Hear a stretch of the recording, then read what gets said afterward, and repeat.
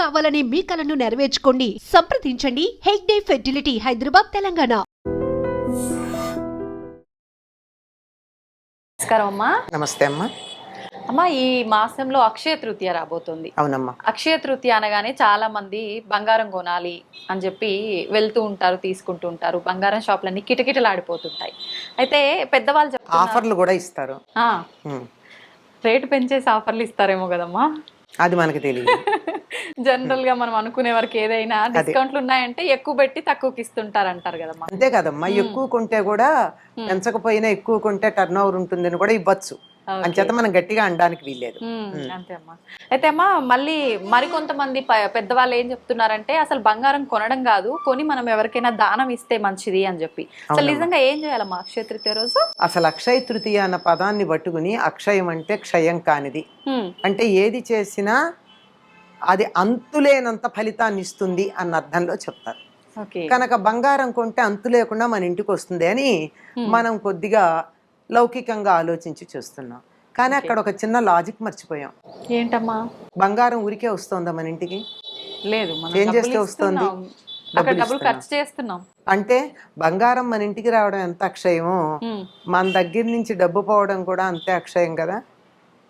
ఈ లాజిక్ ఎలా మిస్ అయ్యారు అందరూ? అవును కదా. నిజమమ్మా. మీరు కొని నాకు ఇస్తే నాకు అక్షయంగా వస్తుంది. అవును. కానీ నేను డబ్బు పెట్టుకుంటే నాకెలా వస్తుంది? అంతే కదా.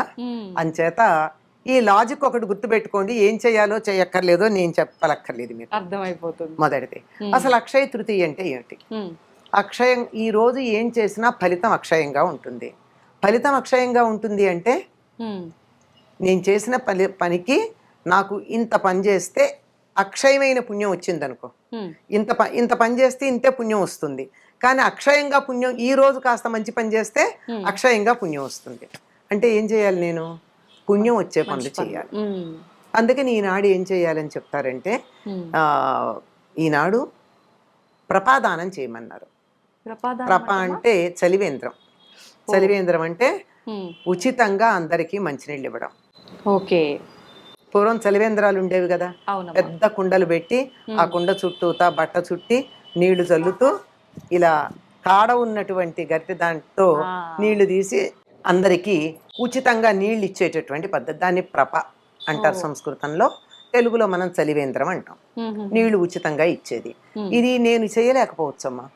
నేను పని మానుకుని 4 కుండలు పెట్టుకుని అంతవరకు నేను చేస్తా. 4 కుండలు పెట్టమంటే పెడతా, నీళ్లు పెట్టమంటే పెడతా. కానీ అక్కడే కూర్చుని నీళ్లు పోస్తూ కూర్చోమంటే నేను చేయలేను కదా.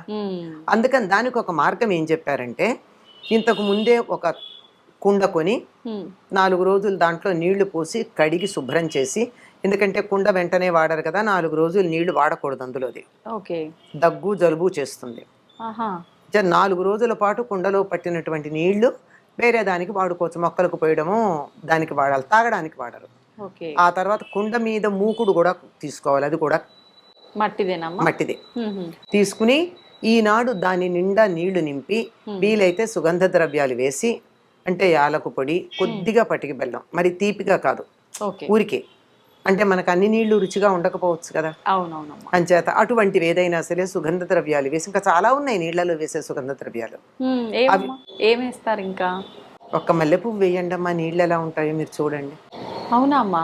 ఒక కుండ నీళ్లలో ఒక్క మల్లె పువ్వు వేసి ఆ తర్వాత నీళ్లు తాగండి, వాటి పరిమళం ఎలా ఉంటుందో. ఒట్టివేళ్ళు వేయచ్చు, యాలకు పొడి వేయచ్చు, ఇలాంటివి ఉన్నాయి, చాలా ఉన్నాయి. అలాంటి సుగంధ ద్రవ్యాలు మనకు అన్ని ఎక్కడ దొరుకుతాయి? కాస్త ఒక్క యాలక్కాయ కొట్టి అందులో వేస్తే చాలు ఇన్ని కుండెడి నీళ్ళకి. దాన్ని ఒక బ్రాహ్మణుడికి దానమేమన్నారు. ఆ తర్వాత ఎంతమంది కన్నా ఇవ్వచ్చు. మొదలు అక్కడ, ఇప్పుడు మొదటి నమస్కారం తల్లికి చేయమన్నట్టు మొదట ఇచ్చేది అలా ఇచ్చుకోండి అన్నారు. ఆ తర్వాత ఆ రోజు చెప్పుల దానం, తెల్లని వస్త్రాల దానం, గొడుగు దానం చేయాలి. అంటే ఎండాకాలం వస్తుంది కదా, చక్కగా చెప్పులు ఇస్తే ఎవరికన్నా శుభం. వాళ్ళు కాళ్ళకి చెప్పులు వేసుకుంటే అమ్మయ్య ఎండలో కాళ్ళు మాడకుండా ఉన్నాయని సంతోషపడతారు. అలాగే గొడుగు, ఎండలో నడిచెడితే గొడుగు. ఆ తర్వాత తెల్లని నూలు వస్త్రాలు, అటుపైన విసనకర్ర, ఇంకా ఓపికంటే చందనం. వేసంకాలం వస్తోంది కదా, చందనం పూసుకున్నా చందనం కొద్దిగా మంచిది, మార్కెట్లో దొరికే పౌడర్ కాదమ్మా, మంచి చందనపు చెక్క దొరికితే దాన్ని ఒక్కసారి ఇట్లా అరగదీసి, ఆ అరగదీస్తే వచ్చే గంధాన్ని నీళ్లల్లో గనక ఒక్క చుక్క, అంతకన్నా ఎక్కువ కాదు మళ్ళీ, అది కలిపితే ఎంత మంచి పరిమళం ఉంటుందో, చొలవ చేస్తుంది శరీరానికి. అందువల్ల మంచి గంధం దానం చేయాలి. ఇంకా ఓపికంటే బంగారం దానం చేయాలి. బంగారం దానం చేస్తే, ఇంత బంగారం దానం చేస్తే అంత బంగారం దానం చేసిన ఫలితం ఉంటుంది. అది ఆలోచిస్తారమ్మా, కానీ బంగారం దానం అంటే పోనీ చెయ్యకండి, ఎవరు చేయమన్నారు? వీలుంటే అని చెప్పాం కదా. బంగారానికి ప్రత్యామ్నాయంగా బెల్లం చేయొచ్చుగా. బెల్లాన్ని కూడా బంగారం అంటాం కదా. ఎందుకంటే ఒక్క గ్లాసు నీళ్లలో ఒక్క ఇంత బెల్లం ముక్క వేసుకుని తాగితే ఎండలోంచి వచ్చిన అలసట పోతుంది. ఇది బెల్లం అంటే కొంచెం మోటుగా ఉంటుందని చారెడు పంచదార, చిటికెడు ఉప్పు వేసుకుని తాగమని మనకి ప్రభుత్వం వారు ప్రచారం చేస్తారు. చారెడు పంచదార, చిటికెడు ఉప్పు, ఇంత బెల్లం ముక్కలు ఉంటాయి. సరిపోయింది. పైగా దాంట్లో ఇంకా కాల్షియము, ఐరన్ కూడా ఉంటాయి. కనుక అది దానం చెయ్యండి. ఇలాంటివి ఇంకా ఇంకా చాదస్తంగా చాలా మంది స్వయం పాకాలు ఇస్తూ ఉంటారు. స్వయం పాకం అంటే ఒక 2-3 మనుషులు తినడానికి సరిపోయిన బియ్యము, పప్పు, కూరలు, చింతపండు, ఉప్పు, నూనెతో, నెయ్యితో సహా ఇస్తారు. ఎవరికైనా ఇవ్వచ్చమ్మా? పండితులకే ఇవ్వాలి అంటే బ్రాహ్మణులకు ఇవ్వడం పూర్వం ఉండేది. ఇప్పుడు పుచ్చుకోదగిన బ్రాహ్మణులు కనపడితే మంచిది, లేకపోతే ఎవరికైనా మంచిది. ఇప్పుడు వాళ్ళు కూడా ఆలోచిస్తున్నారమ్మా తీసుకోవడానికి కొన్ని ప్రదేశాల్లో. అందులో నూనె అనేటప్పటికీ సందేహిస్తారు. అందుకని చాలా మంది నూనె తీసి నెయ్యి పెడుతున్నారు. నెయ్యి పర్వాలేదమ్మా? సోమత ఉన్న వాళ్ళు అయితేనే ఇవ్వగలుగుతారు. ఎంతమ్మా, ఇంత ఇవ్వచ్చు కదా. ఒక పూట నెయ్యి ఎంత తింటారు? కిలో నెయ్యి తినరుగా.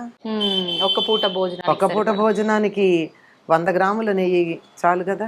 అదే ఎక్కువ. వండుకుంటే కూడా ఎక్కువే అన్నంలో వేసుకోవడం కాక. కనుక ఇట్లాంటివి చెయ్యాలమ్మా.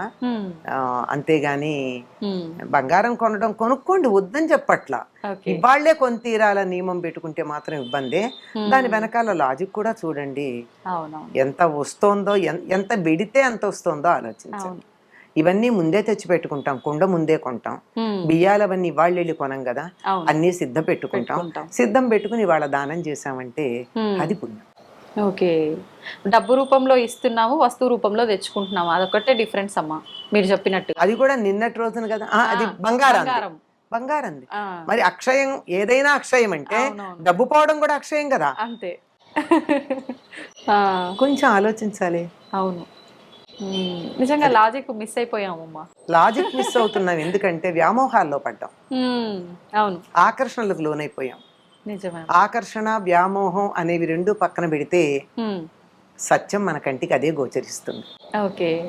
అమ్మా, ఈ అక్షయ తృతీయ ఇవన్నీ నిజంగా మన పాతకాలం నుంచి వస్తున్న ఆచారమేనా అమ్మా ఇది? అక్షయ తృతీయ ఉందమ్మా. అంటే నిజం చెప్పాలంటే మన తిథుల్లో ప్రతిదానికి ఒక ప్రత్యేకత ఉంది. కొన్ని ప్రాంతాల వాళ్ళు ఎక్కువ పాటిస్తారు, కొన్ని ప్రాంతాల వాళ్ళు తక్కువ పాటిస్తారు. ఇది మాత్రం మనం ప్రత్యేకంగా ఈ బంగారాలు కొనడం కాదు కానీ అక్షయ తృతీయ అనగానే కుండలో నీళ్లుతో సహా కుండ దానం ఇవ్వడం చాలా చోట్ల ఉందమ్మా. అయితే ఇప్పుడు కొంచెం ఋతువులు మారాయి.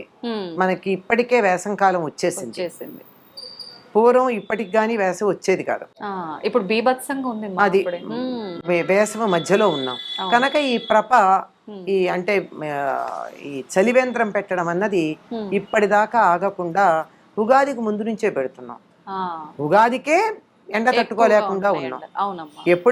ఎప్పుడైతే మనం ఇళ్లలో కూలర్లు ఆన్ చేసుకుంటున్నామో, ఏసీలు ఆన్ చేయడం మొదలు పెట్టామో, అంటే అందరూ కాదమ్మా, కొంతమంది 365 రోజులు వేసుకుంటారు, వాళ్ళ సంగతి కాదు. మనలాంటి మధ్యతరగతి వాళ్ళు అవసరం ఉంటేనే వేసుకునే వాళ్ళు ఎప్పుడు మొదలు పెట్టారో అప్పటి నుంచి ఈ ప్రపాదానం చేయడం అన్నది చాలా ముఖ్యం. ఇప్పటిదాకా ఆగక్కర్లేదమ్మా. ఇప్పుడు ఉన్నదానికి ఇంకో కుండను జోడించవచ్చు మనం. అంతే. అమ్మా, అక్షయ తృతీయ అంటే దానం చేయడము, కొనుక్కోవడం ఇది ఒక్కటేనా, లేదంటే పూజల విషయానికి వస్తే ఏమైనా ప్రత్యేక పూజలు చేయొచ్చు? అంటే విష్ణువుకు పూజ చేస్తాం అంతేనమ్మా. ఓకే, ప్రత్యేకమైన పూజలు అయితే ఏముండవు, మనం ఈ రోజు రోజు అంటే చేసుకున్నట్టుగా. కృష్ణుని పూజించాలి, విష్ణువుని పూజించాలి అని చెప్పడం ఉంది అంతే. ఈ రోజుకి ఇంకో ప్రత్యేకత ఏమిటంటే సింహాచలంలో చందనోత్సవం చేస్తారు ఓకే, అక్షయ తృతీయ రోజు. అక్షయ తృతీయ రోజున. రోజు రోజు చందనం పూస్తూ ఉంటారు కదమ్మా. ఒక లింగం లాగా తయారవుతుంది. లోపల ఉన్నది వరాహస్వామి. ఓకే, ఆ వరాహస్వామి పైన ఉన్నటువంటి చందనం అంతా ముందు తీసేస్తారు. ఒలుపుత్సవం అని చేస్తారు, చందనం ఒలిచేస్తారు. ఈ రోజున చందనోత్సవం చేస్తారు. అది ప్రత్యేకం. ఓకే, ఎందుకనమ్మా ఆ రోజే ఎందుకు చేస్తారు? ఆ రోజు ఆయన ఆవిర్భవించాడని నమ్మకం. ఓకే, ఇంకా ఏం చేయొచ్చమ్మా అక్షయ తృతీయ రోజు ప్రత్యేకంగా చేయాలంటే? మిఠాయిలు పంచమని చెప్తారు. ఇది కూడా ఒక కథ ఉంది. అక్షయ తృతీయని ఒక వ్రతంగా చేసేటటువంటి వాళ్ళు, మనకి లేదని చెప్పాను కదా ఉత్తర దేశంలో, వాళ్ళు ఒక కథ చెప్తారు. చాలా దీన స్థితిలో, దరిద్ర స్థితిలో ఉన్నటువంటి అతను ఎవరో చెప్తాను ఆనాడు గంగా స్నానం చేసి, మనకెక్కడ దొరుకుతుంది గంగా స్నానం? గంగా స్నానం చేయడానికి ఒక చిన్న చిట్కా ఉంది మనకి, షార్ట్ కట్. మనం బకెట్ నిండా నీళ్లు తీసుకుని ఆ నీళ్లలో ఒకసారి ఒక చెంబుడు నీళ్లు పోసుకున్న తర్వాత ఆ నీళ్ళని ఇలా 3 సార్లు చేత్తో ప్రదక్షిణంగా తిప్పుతూ గంగే గంగే గంగే అంటే ఆవిడ వస్తుందట గంగ. నిత్యం గంగా స్నానం చేయొచ్చు. అలా గంగా స్నానం చేసి, మనకు అందుబాటులో ఉన్నది అదే గనక గంగా స్నానం చేసి ఆనాడు మాధవుణ్ణి పూజించి మిఠాయిలు చేసి అందరికీ పంచిపెట్టినందువల్ల ధనవంతుడయ్యాడు అని మనకి ఒక కథ ఉంది. అందువల్ల ఈనాడు తీపి పదార్థాలు కూడా అందరికీ పంచాలి. ఓకే, చాలా మంచి విషయాలు తెలియజేశారమ్మా, ధన్యవాదాలు.